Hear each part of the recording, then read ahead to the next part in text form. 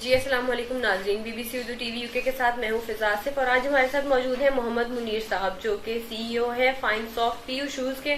آئین سے ملتے ہیں اور بات کرتے ہیں موجودہ وقت میں جو ٹیکسز ہیں اس سے ملکی معیشت کو کیا فائدہ پہنچے گا۔ جی السلام علیکم۔ یہ جب کی حکومت آئی ہے یہ اس میں نا روز ٹیکسوں کا ہی دوڑا رہتا ہے، اور یہ ڈالر کے اوپر جان کی وجہ سے ریٹ کافی اپ ہو گئے ہیں، اسی وجہ سے جو نا یہ کاروبار بہت خراب ہو گئے ہیں۔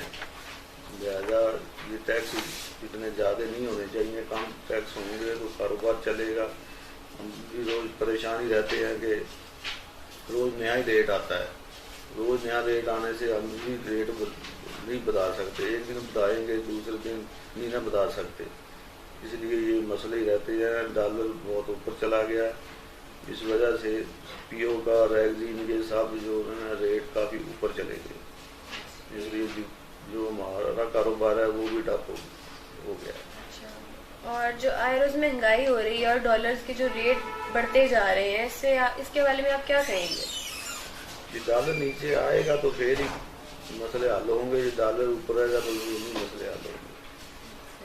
اور اگر ہمارے سرمایہ کار جو ہے اپنا ملک چھوڑ کر دوسرے ممالک میں جا کے سرمایہ کاری کو کیوں ترجیح دے رہے ہیں؟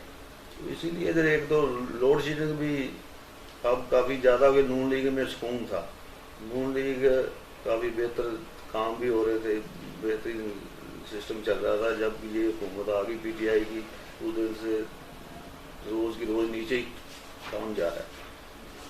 اور آخر میں پاکستان کی ترقی کے حوالے سے موجودہ حکومت کو کیا پیغام دینا چاہیں گے؟ تو یہی کہیں گے بھی آپ اس کو کنٹرول کریں، ڈالر کو کنٹرول کریں گے تو پھر ہی کام سود آئے گا، ورنہ تو مشکل ہے۔ جی بہت شکریہ، یہ تھے محمد منیر صاحب جو کہ اپنے خیالات کا اظہار کر رہے تھے۔ B B C Urdu T V یو کے ساتھ کیمرہ مین ٹیم فضا آصف، اللہ حافظ۔